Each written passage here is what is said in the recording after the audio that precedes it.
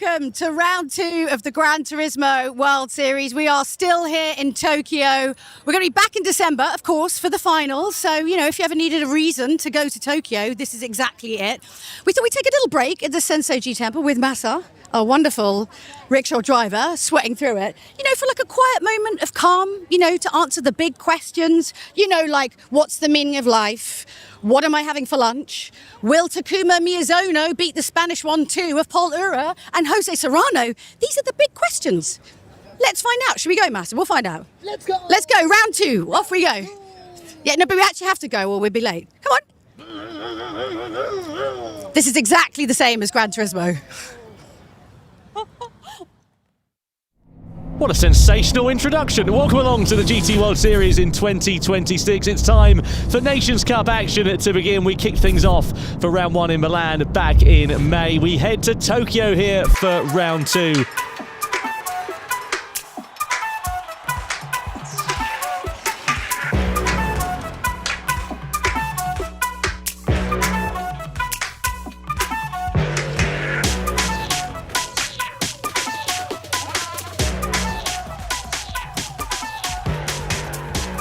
It's that easy. $1 million credits. Who wants to turn that down as well? And of course, in addition to the 1 million credits as well, a couple of bonus cards up for offer as well as part of our campaign. All you've got to do is watch along on the broadcast. You can see in the top right hand corner there as well. Nice and easy to get involved there. And here are the cards you can be playing for as well. A lovely FD1 Vision GT or a stealth version of the 787B. That looks nice and black. Certainly, I always love the stealth cars on Gran Turismo, and this is no exception. Well, that's all you got to do is predict the winner. Easier said than done, however. Hello. Hello. Hi, yes, we are still here at PDI today. Massa's amazing. I'm going to try and get him to come to the finals in Tokyo because I think he'd just be a brilliant addition to the Gran Turismo family, frankly. Now, as we're still here at PDI, I thought, you know, I would just talk to just any old random employee that I could find. Hello, sir. Are you a fan of Gran Turismo? Yamauchi-san says that he's a huge fan. He has been for 30 years. Okay, so you are a fan, I hope. Yamauchi-san, what is your favourite thing about working at PDI? What's the Well, there's best no other thing? company around where this many interesting people are working together, so every day is fun. I didn't know you were fluent, Tom. There's many things you don't know about me, Jimmy. Fluency in Japanese, apparently, is one of them. Who'd have thought it? Fantastic experience. I think I agree. Do you agree? Lovely to hear from Yamauchi-san. Thank you to Jules and her vast array of big ties there on the ground as well. So we've got so much incredible racing still to come, but as earlier I was talking about, I think this is one of the coolest offices I've ever been in, and everyone here seems to agree, so they gave some of the competitors a tour. Let's take a look.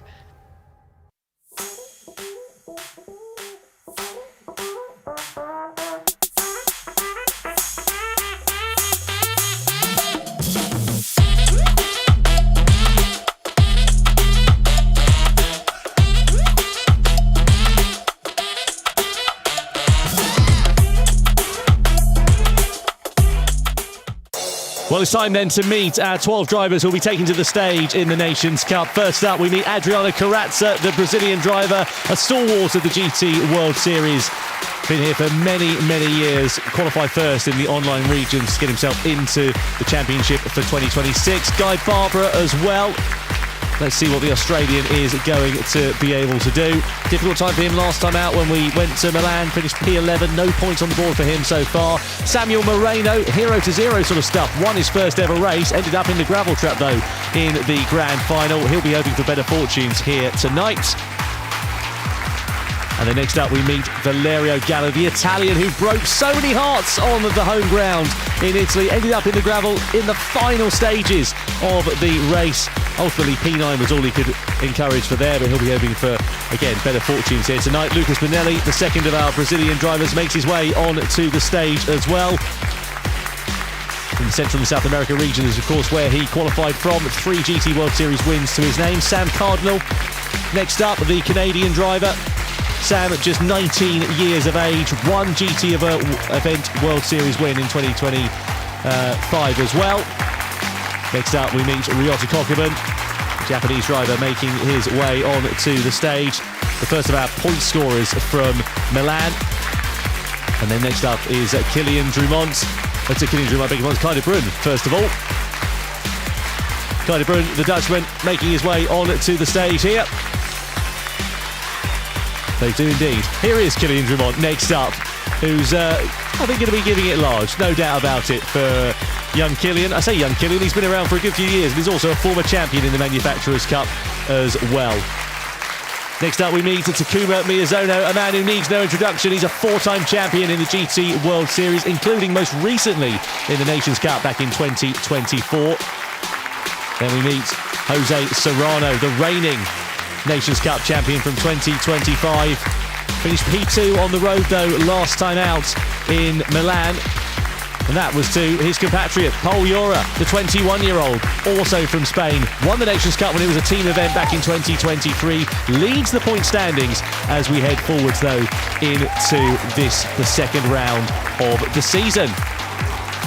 Well, those are your 12 drivers then making their way onto the stage. I've got to say, Jimmy, if it's anything like what we had in Milan back in May, I think we're in for a bit of a thriller. Yeah, we always say this about nations, don't we? Just the level of competition is so high now. Any single driver in this grid is capable of winning this race, and often have done in the past. Of course, Barrichello, past champion, Miyazono, past champion as well, multiple times, and now current NLS driver as well. Pol Urra, Serrano, all incredibly fast drivers, so it's going to be a very competitive one, this one. Well, now then, time for the national anthem of our host nation here in Japan.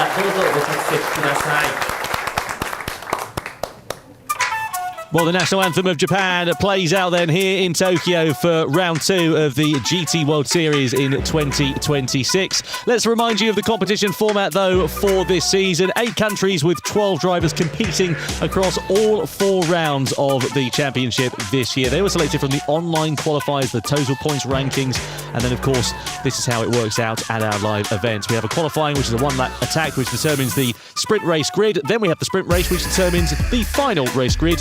And, of course, the grand final is where the points are awarded for our top 6 drivers only. So an opportunity for some to either extend their advantage in the points or for others to get their names off the bottom of the order. So TLDR, be fast and get yourself up the sharp end, because it all matters towards that grand final. And all those points, of course, going towards the world final later on this year at the start of December. So all to play for. Let's hear then from Kylian Drumont. I'm here with Kylian Drumont, who is on pole. Just give him a big round of applause for accomplishing that. Yes. Woo! Woo! It's important in life to take every opportunity to get applause for anything, really. Obviously, you did, great in Milan. Like, how confident do you feel coming into this round? Yeah, I'm pretty confident. I'm more confident than Milan. So yeah, I will push for be a good result, of course. So now is the sprint race. I'm pretty confident. And then I need to keep the concentrations until the end. I mean, you've been with us for a little while now. How have you seen sort of the competition? Is it getting harder every single round? Yeah, that's why it's pretty complicated to be consistent all of the year. So you need to stay on the game like every day and practicing too much. So yeah, this is most important, I think. And obviously, you know, you've got Jose, you've got Paul, you've got Takuma, who, you know, sort of relentless. What's going to be your strategy? How are you going to knock them off the top spots? Yeah, Don't listen. Cover your ears.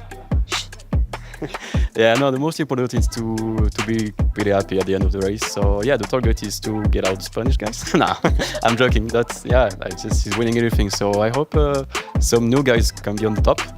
So yeah, let's say the race now. Well, good luck. Good luck to all of you. Let's give them a big round of applause. That's our Nations Cup competitors. Yeah.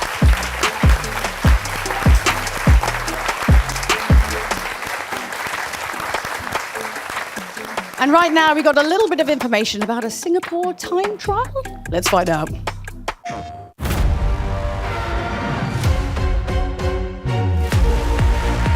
The Singapore time trial then is going to be starting in game in Gran Turismo 7 on the 21st of August and will run for 2 weeks until the 4th of September. Participants from Singapore, Hong Kong, Taiwan, Thailand, South Korea, Malaysia and Indonesia are eligible to take part. It will result in competitors from Singapore from 2 events plus 4 from the time trial as well will be a part of it. And don't forget, of course, tickets are on sale now for our event on the 3rd of October. Well, this is how action looked when we kicked things off in Milan back in May. Samuel Moreno, the debutant, started it on pole position, followed by Paul Urra. We were at Monza in the Red Bull X 2019s, and we saw Valerio Gallo coming through like a storm to the delight of the home crowd in the opening stages. He was up through and into 3rd place at this point. Yeah, these cars always produce amazing racing there. It means when it gets it slightly wrong, Serrano takes full advantage going down to the first Lesmo. Very strong showing from all the Spanish drivers, and we thought Moreno was going to win it until this moment. Just gets a wheel on the grass in the braking zone for the Parabolica. Round he goes and down the order. Yeah, disappointment there for him. We saw Jose Serrano coming through as well on the soft tyres in the final 10 laps of the race. Then he got the better of Kai de Bruyne as well after a later pit stop for Serrano left him in with a really good position. De Bruyne then toppled down the order as Gallo went through for the final podium place, but he then came under pressure from Takuma Miyazono as they started squabbling. Ultimately though, for Gallo, he got onto the curb on the exit of the Della Roggia, ended up in the barrier. Disappointment for the Italian driver in front of his home crowd as Paul Urra stormed to the checkered flag to take the win and 6 crucial points in the opening round of the GT World Series in the Nations Cup, followed by Serrano and followed by Takuma Miyazono. Over though to round 2 here in Tokyo, Deep Forest Raceway, a qualifying time trial in the Red Bull X 2019s. A 1-lap time attack is what these drivers had to contend with earlier on today, and this is of course what determines the grid for the grand final. It's the Deep Forest Raceway though in reverse, our first time ever using this as part of a World Series event. Yeah, and that first, or what was usually the last corner, becomes the first corner now. Very fast hairpins. A big stop there, of course. Lots of aero load in these Red Bull X 2019, so you can really slow the car down heavy on the brakes.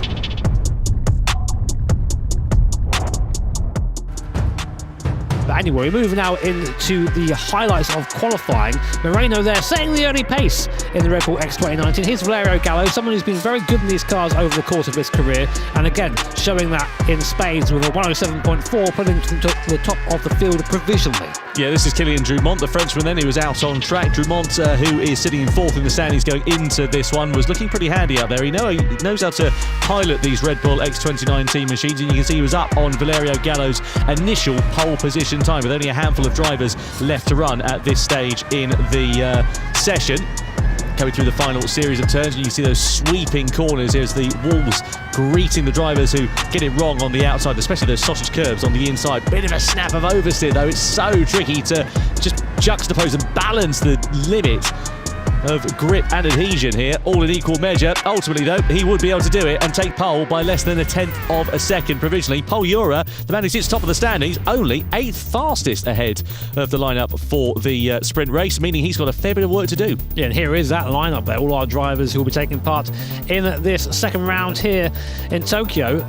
Yeah, Paul Urra, I mean, you would expect a bit better from him there really, especially after the highs of Milan, but we've seen this from Paul. Not the most consistent driver, very, very fast on this day, but not always able to deliver when it matters.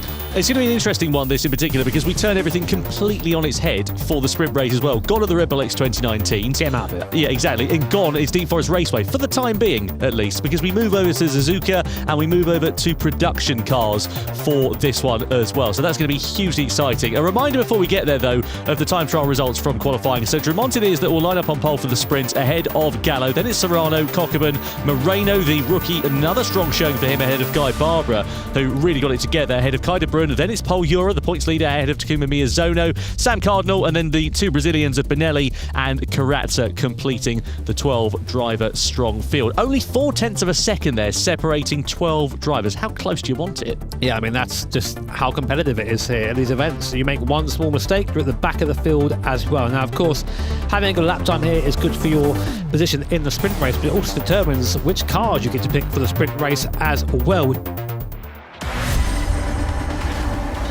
Right then, let's get ready to go for the sprint race. 8 laps of action to determine the grid for the grand final of the Nations Cup. And here is how the field is going to look as they go down in towards that first corner. It was a cracking lap in the qualifying session for Kylian Drumont, and as such, the Frenchman lines up at the head of the field in the Honda NSX, followed by another Honda, Valerio Gallo in the S2000, Jose Serrano heads row 2 in the Nissan Skyline R34, and then it's Ryota Cockburn in the Ford GT. Samuel Moreno is in the Lambo Diablo. And then next up it is Guy Barbara in 6th place, popping up the headlights in his Ferrari F40. Kai de Bruyne will pilot the Mazda RX-7. Hope the Apex Seals can hold along. And then it's Paul Urra in the Porsche 911 996. Kazunori Yamauchi's actual car, that, believe it or not. Miyazono lines up inside the top 10 ahead of Sam Cardinal in the R32 Skyline. Lucas Benelli in the Subaru Impreza 22B. And Adriano Carazza in the Mitsubishi Lancer Evo from 1999, the Tommy Mackinnon edition car, of course, one of the most famous machines as well. So a plethora of different machinery up and down the grid, and that's what I love about these races here, Jimmy, is where else would you get this sort of machinery racing against one another?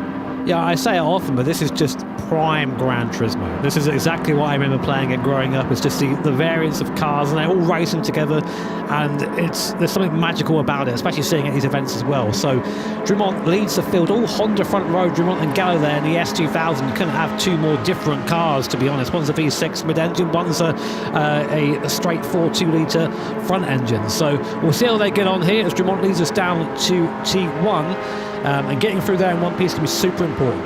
Absolutely. Well, 8 laps to go then to determine the grid for the grand final of the Nations Cup then here. So it's Drumont on pole position, followed by Valerio Gallo, then Jose Serrano in that Nissan Skyline R34 GTR with Ryota Cockburn in the Ferrari F40 behind. Right then, let's go green and go racing as Drumont heads the field in towards that first turn. Now, this is going to be interesting to see who will be able to get their braking points right, because it's quite a tight and nadgery first corner, decreasing radius as they come down the hill. And will anybody be able to make any moves in the opening stage? Oh, there's already a bit of hip and shoulder. Yeah, you've got Cockburn going into the back there of Kai de Bruyne. And Benelli, I think, also involved. In fact, it's Guy Barbara, isn't it, as well, who's involved in the mix there. So I think Guy Barbara's gone right to the back of the field, and de Bruyne topples his way down into 10th position. Guy Barbara is probably the most consistent driver to get shoved off at T1, I think, in these events. Already down from 6th to 12th. He won't be happy with that, and I'm not always too surprised. But Drumont currently leading through the S's in the NSX. Behind, it seems that Cockburn and Moreno close right up on Serrano there in the R34 GTR. By comparison, the R34, quite a big car to the cars around it there, and the Ford GT, another Kazunori Yamauchi car as well. Oh, see how sideways Miyazono was through the first Degner there, got it properly onto the curb and just about managed to gather it up. I tell you what's going to be interesting here, Jimmy, is obviously you've got a mixture of different machinery, but also, as you see a move being made there with the Lamborghini Diablo on the inside, a bit of contact with Ryota Cockburn and Sam Moreno, is that you've got different drivetrains in this. You've got front engine, rear wheel drive, you've got a bit of mid-engine in there, you've got a four-wheel drive car with the Nissan GTRs and the Skylines in the mix there as well. So it's a case of probably different cars are going to be stronger at different points throughout this lap. One amazing thing about these old GTRs, I'm not so much sure about the R34, but the R32 has that the variable torque on the front wheels, which is basically managed by a G-sensor in the car. So that if the car, it's a mechanical G-sensor, goes, oh, is my car getting out of shape here? I'm going to apply power to the front wheels. So it's rear-wheel drive, then four-wheel drive, which is super amazing. And of course, as a driving experience as well, this is quite unique in how it handles, not always in a good way. So through towards the end of the first lap, Dumont has done exactly what he needed to do, and that's lead from the front and build out actually an advantage over Valerio Gallo and try to get himself out of slipstream range. 1.1 seconds, 1.2 seconds. He's about on the cusp of it, so we'll see whether that gap decreases to himself and Valerio Gallo. But you can see a real train of cars forming behind the Italian, who sits in second at the moment. Serrano, Cockburn, Moreno, Paul Urra all in the mix there. Dumont in that Honda NSX using the sweet handling of that machine to his full advantage and just trying to clear off into the distance, not worry about anything happening behind. Yeah, of course, the NSX first appearing as basically a Ferrari killer back in the day, and it was that. Incredibly fast, less power, better handling. And of course, the iterations ever since into its newer models in recent years have been always known for that, lightweight and agile. And it's, you're seeing that right here, pulling away at the front. The S2000 just about heading on to second there, but Moreno's basically pushing this little bunch of cars along right now. Serrano being the cork in the bottle in that R34, I think. Yeah, I think we're going to see Moreno sending one through on the inside before too long on road to Cockburn. Had a half look there into the Degner, but couldn't make anything stick, but certainly looks to be quicker than the Japanese driver in the Ford GT of Cockburn, who sits in fourth place, maybe in towards the hairpin. There could be a bit of a lunge through on the inside. The problem is, especially in these cars, where they move around so much, you've got to be very committed. Has a look on the inside once again. He did this last time around, sort of forces the door open there on Cockburn, makes his way through on the Ford GT to go through for fourth place here, but they run side by side through the right-hander. Moreno threw it in front, and now it's inviting Paul Urra to the party as well. He might look at trying to launch something into the spoon curve, and it forces Cockburn to go defensive.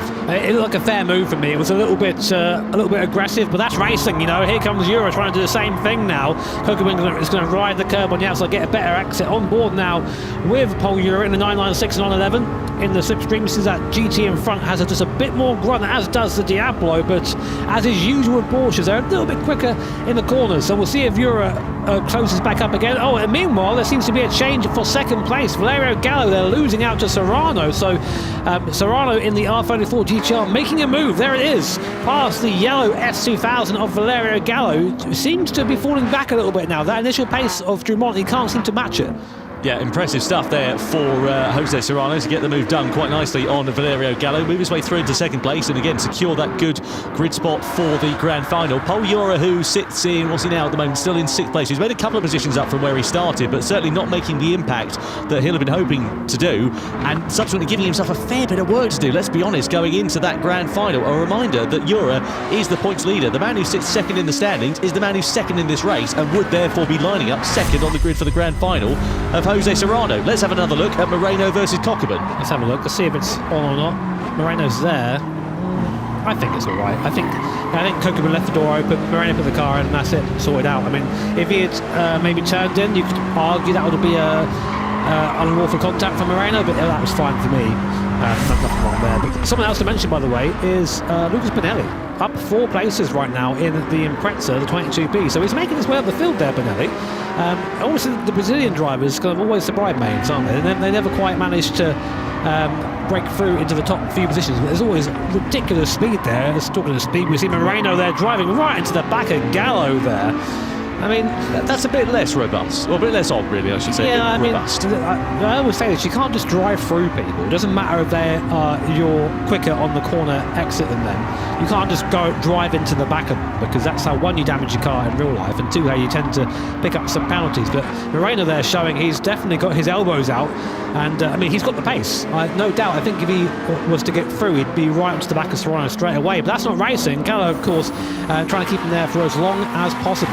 Yeah, Gallo struggling with that Honda S2000 at the moment, isn't it? All the power in that car is right up the top end of the rev range. It revs up to over 9,000 RPM at those machines, and they're fantastic cars when they're on song, but you have to almost sort of gear it down, really. So what I mean by that is Moreno goes off onto the grass on the exit of 130R. That might open the door here for Cockburn as they come through into the Casio triangle. I think the Spaniard's just about got it covered off, but that's as close to a mistake as you want to make, because you've got 2 drivers waiting in tow behind, ready to try and pounce. And again, Moreno's still vulnerable here to the advances of Cockburn. Out of the final turn they go, and Urra is inviting himself to the party. Moreno knows that goes for a defensive line down to turn 1, but I think Cockburn's going to have the overspeed to try and sweep around the outside, or is he? No, that Lamborghini still pretty handy in a straight line, but he runs it a bit deep with that shallower line into the first corner. Cockburn goes through, Urra's now on his inside, and Moreno goes from 4th down to 6th in the space of 1 corner. Just not handling that pressure very well as Moreno. We saw it as well in the last round of Milan. That had the potential to win a race and then went off on his own. It's what happens at these events. It's very different from driving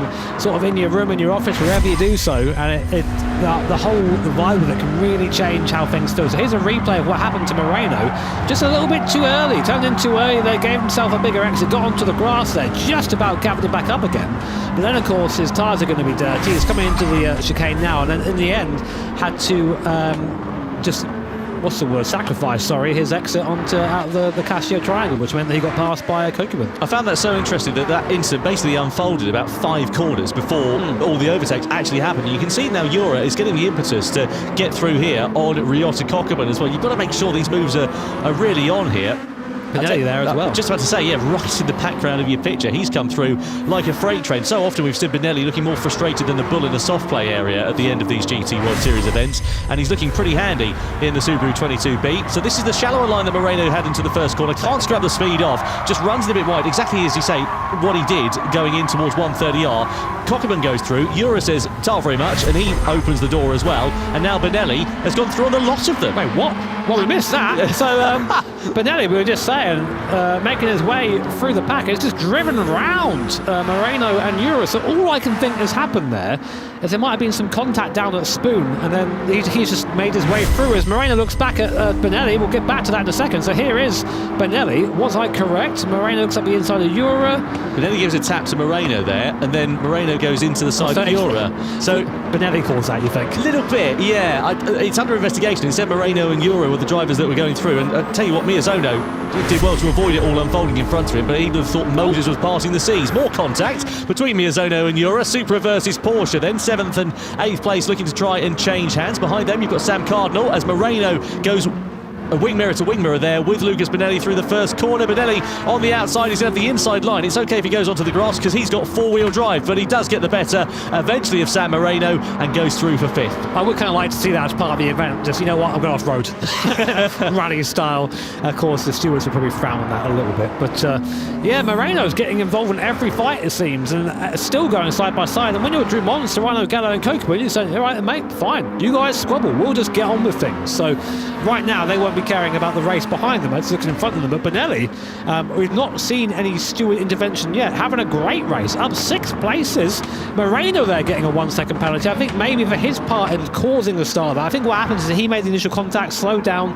Benelli then went back into the back of him because of that.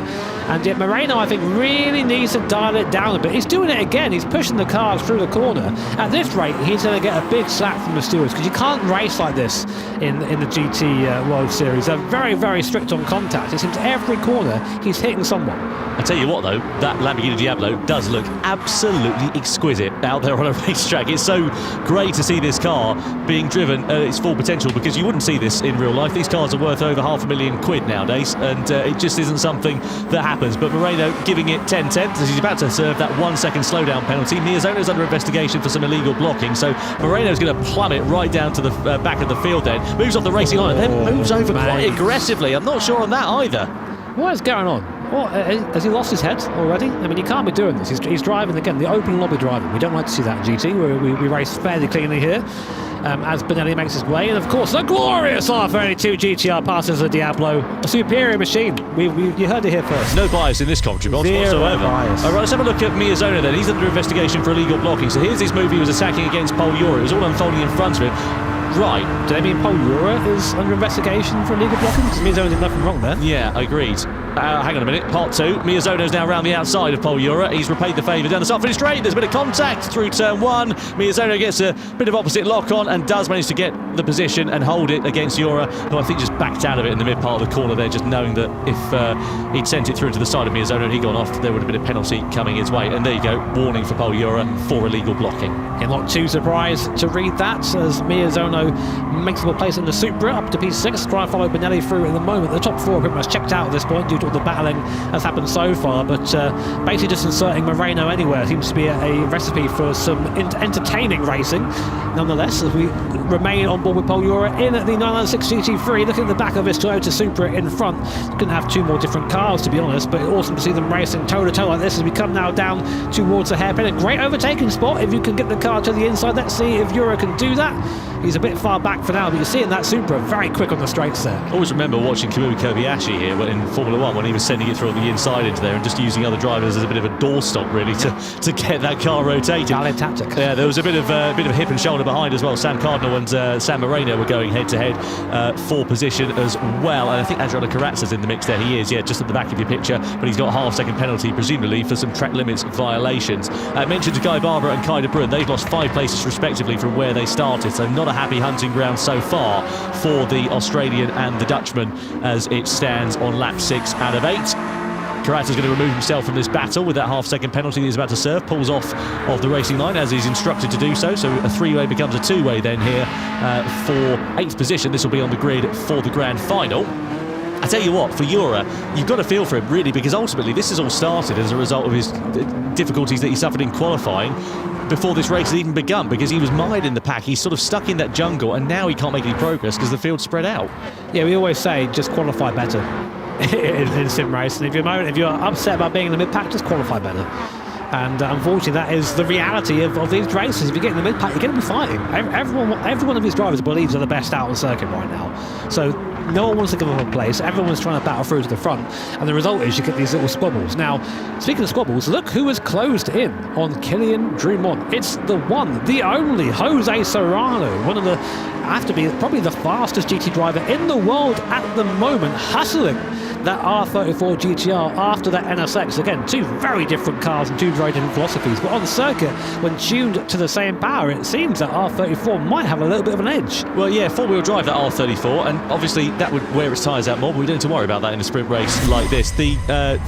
Let's have a look at this between Kai de Bruyne and Guy Barber just before we cross back to that thought. So Barber there in the Ferrari F40, RX7 here for Kai de Bruyne, who's going to get onto the curb on the exit of Spoon, spins one way, spins another, and does a full pirouette. Lovely the recovery as he just clips the barrier on the right-hand side, but not the fastest way around the circuit by any stretch of the imagination. Just to finish off that final thought there for the Honda NSX, just to give you an idea of this Type R model in particular that we're seeing in this race, of how nerdy it is. They had a special type of mesh developed for the gear gator to save about 20 grams, something along the lines of that. Well, it's not enough, it seems, to fend off the turbo brick behind it. That is the GTR. Gotta love me a turbo brick, mate. Best car. Here he comes right now in the slipstream. The gap now down to under half a second. So who's got that straight line speed at the moment? It does seem that the R34 has a little bit more grunt, but then we come into 130R, very much a handling corner. And you know what? The skyline closed in there, I think. How about the braking? Yeah, Serrano really on it now. I think Drumont's starting to feel this pressure. And this is where you have to think about things. So we're coming on to the final lap now. All this does is set the grid for the next race, for the final. So what do you do here? Do you push hard and go for that pole position, or do you go, you know what, second's fine, front row start is fine, leave a Drumont? Because these guys could fight, have contact, and then be nowhere. Yeah, and also there's fuel to consider in the grand final as well, fuel, tyre wear, etc. Yep. And again, if you can follow the leader in the first part of the race, if you can sit there in second place, you can sort of react to what the driver in front of you is doing and develop your strategy on the fly. If you're the one punching the hole in the air in front of them, you've got less chance to do that. So for Serrano, do you want to win the race, or do you want to sit there in second position and just hold firm for now? Well, we know Jose Serrano, he wants to win. he doesn't care what it's for, he wants to win everything, and has done in recent history. Nations Cup champion in 23, and of course 25, and Manufacturers Cup champion in 25 as well. Not a bad rap sheet there for the Spanish driver, but now closing it in on Kylian Drumont. These guys race each other for a very long time. They're very aware of how each other race. Lots of respect between them, I imagine, until we get to the last chicane where we might have a Senna Prost situation. I'll tell you, the first sector though for Kylian Drumont looks pretty good in that Honda NSX. I wonder if it's just a little bit lighter and subsequently he's just got a bit more agility, but into the braking zone, Serrano can really stop that car, properly slam on the anchors. You can see Drumont it's not looking pensive as such, but he's starting to put that car in a few more defensive places than I think he would like to be. You see a different lines there, how Serrano basically squared off the corner and just got on that gas in the four-wheel drive, whereas Drumont tried to carry the speed through. But here we go then, the last part of the course on the last lap into Spoon Curve, and Serrano as close as he has been so far. Now we're coming onto a straight, that's where and his skyline's been quick historically over the last couple of laps, and now he's gaining right in the toe. This could be it for the lead, Tom. Down the back straight we go, in towards 130R. It's a brave driver who can pull off a move through there. Drumont knows that Serrano is coming through as well because he's going for the defensive line. Pulls back towards the right-hand side of the circuit, the left-hand side as we look at it, and does manage to retain the lead for now. Can Serrano invent something? Through in towards the final chicane, goes for the outside line as Drumont defends on the inside. Side by side they go, the Frenchman versus the Spaniard. Drumont has managed to hold through on the race lead as they exit out of the final turn, and they will come towards the checkered flag unless Drumont makes a mistake. Surely he's going to take the win, and he does in the sprint race ahead of Jose Serrano, with Valerio Gallo holding on to third position at the checkered flag from Cockerman Benelli, who managed to make a great run through the field to finish in P5. Paul Urra, the points leader to remind you, will line up 6th on the grid for the grand final as well. Yeah, great race there from Drumont and Serrano, showing us that it really does come down to the wire here. And as you say, special mention to Lucas Benelli, +6 in that race, from 11th from the grid up to 5th. That keeps his race and his grand final hopes alive here in Tokyo. Absolutely. Well, a fantastic end to that race, and a real nail-biter between Kilian Drumont and Jose Serrano. Just 0.2 of a second separating them once all was said and done at the checkered flag. Good job also from Ryota Cochrane. Slightly quieter race from his perspective there in 4th position. Well, a fantastic race then. Let's go down and catch up with our winner and the pole sitter for the grand final in the Nations Cup, Kilian Drumont. So I'm here with the winner of the sprint race, Kilian Drumont. How was that? I mean, it always looks comfortable from here, but I feel like having Serrano just constantly behind you at a distance you can see him is quite stressful. Yeah, quite stressful, yeah, exactly. That year where Serrano was really fast, so I was a little bit scared about my pace, sorry. But yeah, it was pretty similar, but he gained like 1/10 per lap. So yeah, I just need to manage my pace, and then pretty short pace on the short gaps on the end of the race. So 1 lap more, I'm finished, I think. But yeah, I mean, obviously, you were side by side, just in that kind of final lap. Were you panicking at that moment a little bit, or no? On Suzuka, I know how to defend on this part of the track, so I just know I need to keep the inside, and normally it should be good. So yeah, it's working well. So now just focus on the World Finals. I mean, we were talking obviously before about you guys have raced with each other so much now. Do you feel like you can almost predict what the other drivers are going to do? Do you think you're at that stage yet? Have you reached that kind of zen state of mind? I know really well the drivers, so I can say the weakness of drivers, but you never know because it's the competition, it's the Gran Turismo. So yeah, every time it's changed. So yeah, and everyone improve a lot one per one. So it's changed a lot. It's very, very true. Well, you've got the two, like got the pole and got the sprint. You've just got to keep it going now. What are you going to do? What's your strategy? I can say no, I would not say no. I would say I would try to follow the guys and trust my strategy. I will be feeling confident. So yeah, I just need to make a good decision during the race. That's the most important. And yeah, trying to get a bit luck as well. But yeah, that's it. I think we all need a little bit of luck here and there, don't we? Well, look, congratulations, Kilian Drumont, the winner of the sprint race. Yeah, I guess we should probably, I don't know, maybe get the grand final underway. Just a thought. Indeed, Jules. Thank you very much. Nice to hear there from Kilian Drumont. Some great thoughts ahead of the grand final. So then, the Deep Forest Raceway in reverse. This is going to be an exciting one. The first time we've ever raced on this configuration in the GT World Series. And, well, Red Bull X 2019s, they're not the easiest of cars to handle. Let's put it that way. Around a track like this, where there's a lot of medium flowing speed corners and not a lot of room for error because there's walls either side of you, I think there could be some fireworks. Yeah, basically T10 to T17 is all one big flowing chicane sequence, it seems. And the problem with that, if you're following someone in one of these cars, massive aero wash. It's very hard to keep the car close to the car behind. But that's part of the fun. Deep Forest Raceway Reverse, as you say, Tom, it basically means your T1, which is T5 on here, it's completely flat down there, is going to be extremely high speed entry, over 200 miles an hour. or 35 laps around this circuit. It's a rolling start as well. And to remind you, all drivers must use all compounds in this race, but also there's fuel to consider as well. There's definitely an element of strategy that is going to come into this one, especially because these cars, well, they've got a V12 engine in the back of them. They're not known for being fuel efficient, let's put it that way. No, they're not. I mean, that's part of the fun of it, isn't it? In Sim, we haven't got to worry about fuel and sustainability. Just put all the power in there. So we've given our strategy monkeys the task of giving us an idea of tyres, and here it is. So we think that maybe 10 laps maximum on the softs. Now, the reason why we highlight the soft tyres, because that is the tyre to be on. It's the fastest tyre by far here. It's about 0.8 of a second faster, 0.6 of a second faster than the medium, and then 1.2 faster than the medium, and then the hard tyre, sorry. So the hard tyre, as always, is lava. You want to spend the least amount of time on that as possible, but you must use all compounds, so it's a minimum of 2 stops. Will we see people trying to free stop? Well, you certainly could do. I mean, if you look at the likes of Takuma Miyazono, who pioneered that strategy all of those years ago when Jimmy and I were a bit more baby-faced and certainly a bit less grey-haired. Speak for yourself. Well, hey now. It's been a long time since we've seen a 3-stop strategy like that, and I'd love to see something a little bit more like it. A reminder of the grid, though, for the grand final is Kylian Drumont will be on pole position with Jose Serrano alongside on that front row of the grid. Then it's Valerio Gallo, Ryota Kokubun, Lucas Bonelli, Pol Urra, Takuma Miyazono, Sam Moreno, Sam Cardinal, Adriano Carrazza, Guy Barbara, and then Kai de Bruyne.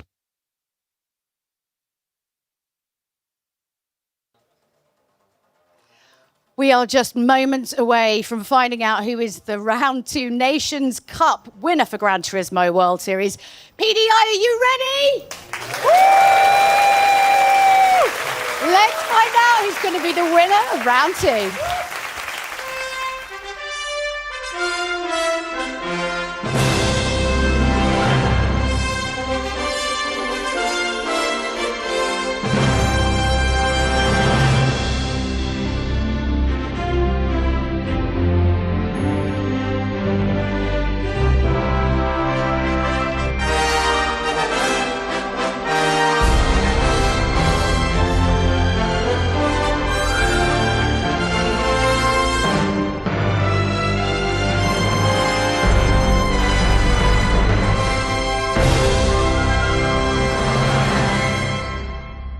It's time then for the grand final of the Nations Cup here in Tokyo for round 2 of the 2026 GT World Series. The Deep Forest Raceway in reverse, and this is how the grid is going to be formed ahead of what is set to be, I'm sure, an exciting 35-lapper.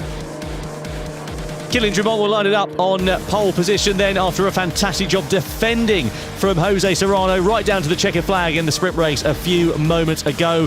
Head of row 2 is Valerio Gallo, the Italian driver who will be looking to make amends after a difficult end to life last time out in Milan. Kokubun alongside him. Then it's Lucas Bonelli. Fantastic job to fight through the field to finish P5 ahead of the points leader of Pol Urra, who is in 6th position. Then it's Takuma Miyazono, P7 for the former quadruple world champion, and the newcomer Sam Moreno, who's having a difficult time of things so far this weekend. Sam Cardinal, P9 for him, and Adriano Carrazza completing the top 10, with the final row of the grid occupied by Guy Barbara and then Kai de Bruyne completing the field. Both of those drivers having had a tricky time of things. Now, 3 tyre compounds to remind you in this race, and the majority of the drivers at the sharp end of this one, at least all of the top 5 and as well as Pol Urra, starting on the medium tyres. Miyazono sort of the only outlier really in the top 10.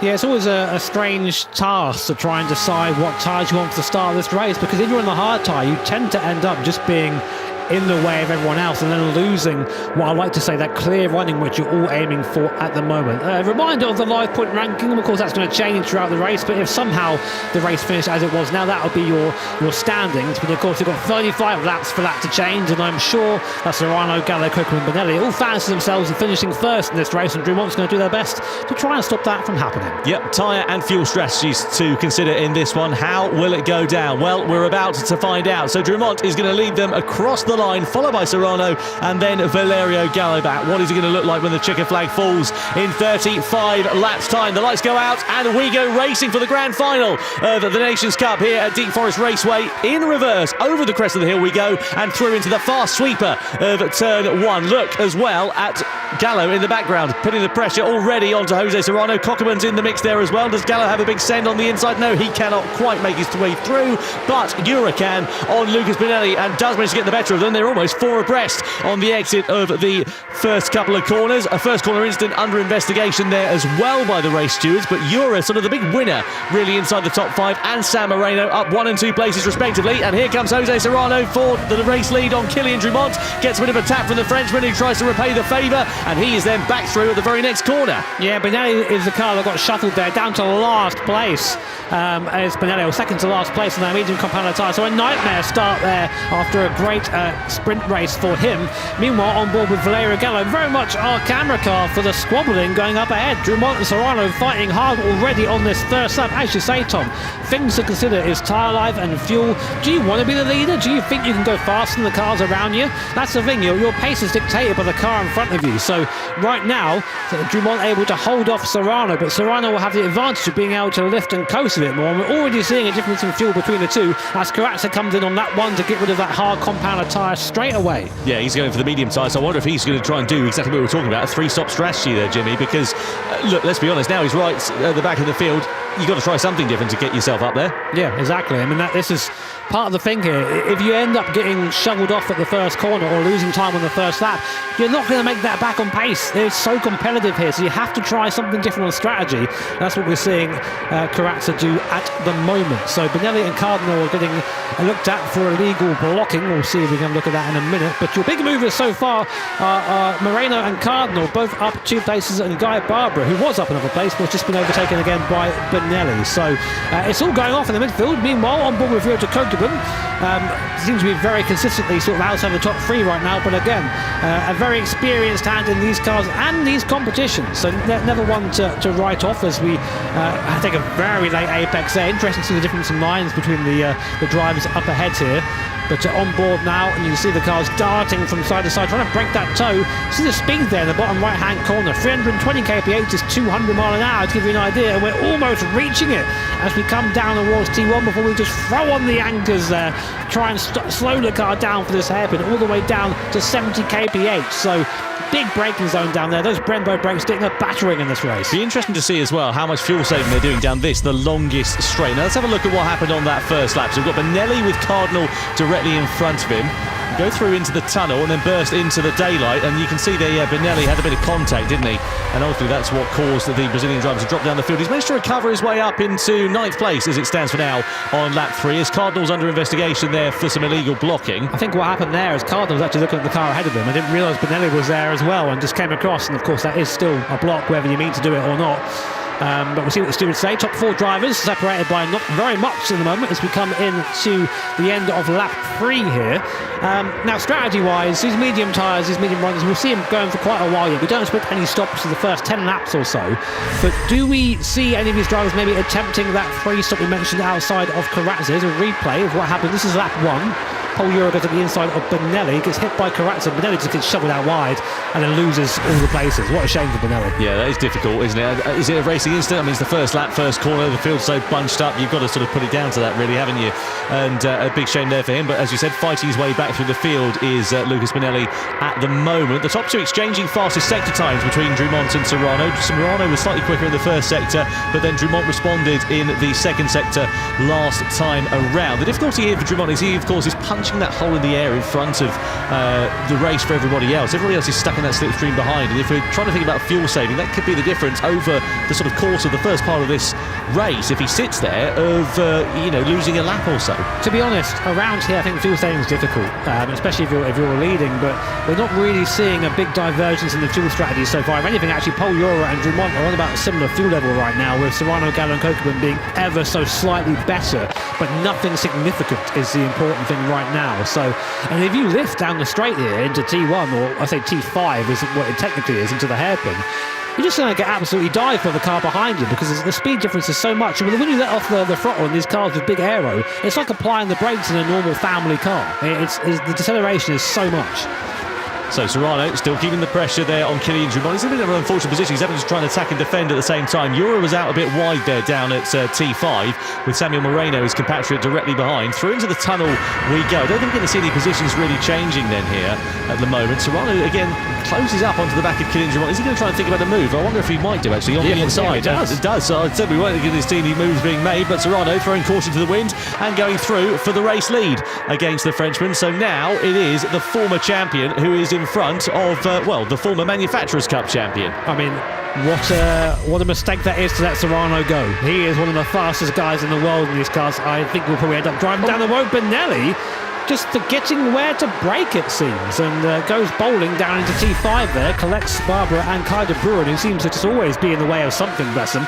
But Serrano now already starting to stretch his legs and trying to put away from this gap. Now, you said before, Tom, that he is now the one punching that hole in the air. He's not going to have the draft anymore. His car, in comparison to the cars behind, will be slower down the straight because he's not getting that draft, not getting that slipstream. So he's got to do the work in that middle sector to try and put away a little bit. Yeah, and difficult to do around here because, as you can see, it's so many medium speed corners. There's not massive stops. As you can see, there's one there for Paul Urra on the inside of Rios Kokkerman down into turn 5. Gets that move made, and the saving grace there for Urra is, of course, he'll have that slipstream in front of him as well by Valerio Gallo. So even though he'll have compromised his exit a fair bit going out of that last corner, it won't actually matter too much because he'll be able to gain that time back as they head towards the braking zone, and subsequently he's not under any immediate pressure from the Japanese driver, who now sits in the middle of a Spanish sandwich. Yeah, that was a great move from Urra. Just caught Kokkerman napping there a little bit and just thought, I'll have that. So here's a replay. So on board Paul Urra, Kokkerman in front here. We're going to dive to the inside, go late. There it is, and the gap is there. We take it. Kokkerman gives us the space, and through we go into P4. Lovely move. Yeah, so late, wasn't it? But really set that one up beautifully for Paul Urra. And this is what he needs to do, let's not forget as well. A reminder, he was leading the point standings coming into this one. Qualified 6th after finishing P6 in that sprint race. He's made up 2 positions from where he started, but progress in this first third for Paul Urra is absolutely critical as to what sort of a chance he's going to have for fighting for the podium places in the end of this race, but also possibly the race victory, because as you can see, the top 3, they are still very much in the frame. For now, yeah. So on lap 7 at the moment. Probably seen something. I'll just say the only thing I would say about Paul Urra is he's used a few litres more fuel relative to some of the other drivers around him. So he's on 68, 69 litres of fuel relative to Gallo, who's on 72, 70 litres there for Kylian Drumont as well. So if he's expending that in the early stages, it doesn't sound like a lot, but those couple of litres of difference might matter when it comes to the pit stop, because what is the total lost time when it comes to refueling? It's 3 litres per second. So again, that could be a second or so. Doesn't sound like a massive amount of time, but when you're in the pit stop, a second when you then get back out into the racetrack, it's a heck of a lot harder to make that gap up. Yeah, it is. I mean, it's just free time you're giving away there, but that means Urra's had to do that because he's trying to come back through the field. So now maybe that he'll be on the back of Gallo here. You can't see him, but you can just might see the mirrors actually. If you look down at the bottom half of your picture there, he might just try and coast a bit more now, because this little pack at the front isn't going anywhere. They're not able to get away. As long as you're on the back of that, as Kokkerman, as Moreno is, not really spoken about him much, but he is back there. There he is there in the back of your picture. That's what we're going to be right now. Now you've got to figure out your strategy. Now you're in your little train. There's a big gap behind them. Cardinal, though, in 7th place, leading up the second pack, as you would say. But Miyazono, Kai de Bruin and Guy Barber still out there on that hard compound of tyre. Karatza choosing not to do that and maybe going for the free stop. Keep an eye on these guys, because they're down the field now, but of course that will come back to them when they move on to the faster compound of tyre a bit later on in the race. Yeah, so Karatza, we think, as we mentioned earlier on, is trying that 3-stop strategy, isn't he? He's got 5.4 seconds off the back of Barbara, De Bruin and Miyazono. So yeah, he's going to be closing up onto the back of him before too long, and you would imagine challenging for position. But the question is he able to then get himself into a nice bit of clear air, run his own race and use that 3-stop strategy to his advantage? It depends very much on what the drivers in front are going to be able to do to see whether he can make much of an impression. But as we said, at the moment he won't be scoring any points. He wouldn't have been scoring any points down there where he lined up in 10th on the grid anyway, so trying something different, nothing to lose at this stage for the Brazilian driver. So, across the line we go. We begin at lap 9 out of 35. All pretty static at the sharp end of this one. Serrano and Drummond, of course, have changed places for the race leaders we know now. De Bruyne and Guy Barbara going into the pit lane at the end of the 8th lap then, so the start their 9th, and they go onto the medium compactive tyre for their middle stint. So a reminder, they've already done the hard tyre now. They've got that sort of phase out of the race early, and they've gone for about what we were expecting, about 9 laps or so. I mean, it's, yeah, around there and thereabouts. It was between 7 and 9 laps. It's on the longer side, if anything else, but they're now going to have the quicker tyres towards the sort of middle and end of the race. I am surprised not to see Miyazono come in there on that hard compounder tyre. Maybe he's cooking something. He likes to cook, Miyazono, so we'll see what he's doing. But yeah, being on that hard compounder tyre is just going to hurt him now. But Guy De Bruyne and Guy Barbara there at the pits on the medium compound. Can they come back through the field? They've got a lot to do during this race. They also took some fuel as well, both of them, importantly. So that will take them to the end from here, I think. Maybe one more fuel stop for them. But here is Valerio Gallo in a moment, behind Kylian Drummond, who's fallen back a little bit now from Jose Serrano. Serrano making a bid for freedom at the front there, using a bit of fuel to do so, but it has to be worth it, because despite this, I mean, yeah, 6/10 is a gap now. If he can keep that, he'll just extend that slowly, and that will then eventually take the draft away from Drummond.